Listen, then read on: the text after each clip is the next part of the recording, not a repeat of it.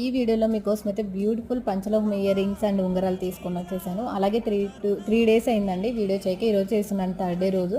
ఎందుకంటే చాలా మెసేజెస్ ఉన్నాయి, అలాగే కాల్స్ కూడా రిసీవ్ చేసుకోవట్లేదు. కాల్ చేసిన వాళ్ళకైతే తెలుస్తుంది మేము అటెండ్ చేయట్లేదు అని.